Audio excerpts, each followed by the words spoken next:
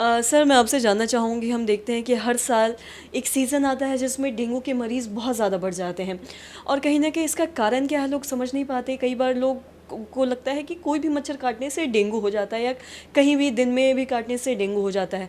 मैं आपसे जानना चाहूँगी कि डेंगू का मच्छर कब काटता है? साथ ही साथ इसमें भी बहुत सारी चीज़ें हैं, कई बार लोग ऐसा भी कहते हैं कि ये 5 फीट या 6 फीट से ऊपर नहीं जा पाता है या फिर ऊपर नहीं, और ख़ासकर ये दिन में काटता है, तो इसमें कितनी सच्चाई है? ऐसा है मुस्कान जी कि ये जो मौसम है, जो ट्रांजिशन वाला फेज होता है, जिसमें जाड़ा आता पूरी तरह से अपने स्वभाव पे नहीं रहता है, धीरे धीरे प्रवेश करता है, बरसात का मौसम है, उसमें वायरल बीमारियों का जमावड़ा ज़्यादा होता है।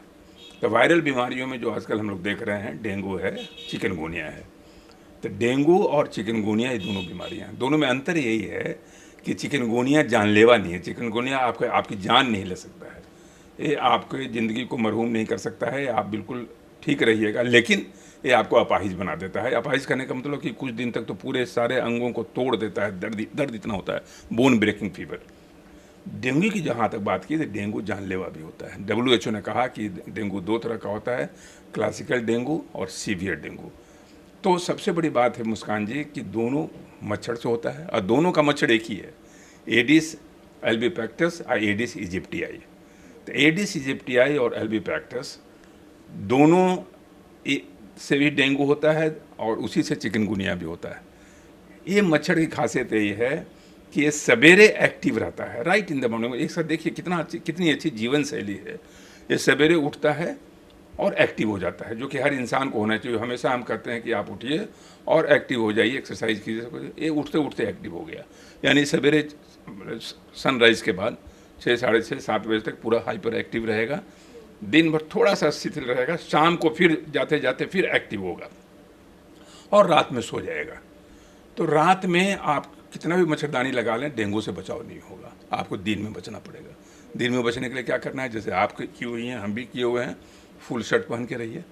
फुल शर्ट जब आप पहने रहेंगे, मच्छरों को कम मौका देंगे, एक्सपोज एरिया का मौका कम देंगे, वो काटेगा कम। जहाँ तक सवाल ये है कि ये दिन का हो गया, रात में नहीं काटता है, रात में विश्राम करता है। रात में जो मच्छर होता है वो मलेरिया का होता है, जो कि रात में काटता है।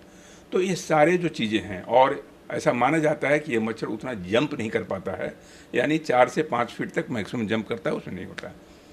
डेंगू जो हम लोग देख रहे हैं, इसमें खाली आपको बचाव ये करना है, ये सारी बीमारियां सेल्फ लिमिटिंग है, खुद ब खुद ठीक हो जाती हैं। अब कुछ करने की जरूरत नहीं है, केवल इतना ही ध्यान रखना है कि डेंगू में कोई दर्द निवारक दवाई आप न दें, भूल के भी न दें।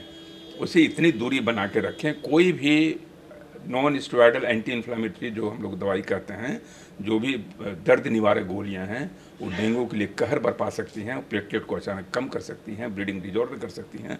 तो इसलिए डेंगू का टेस्ट जरूर करा लेते हैं हम लोग आजकल की फीवर के परिप्रेक्ष्य में।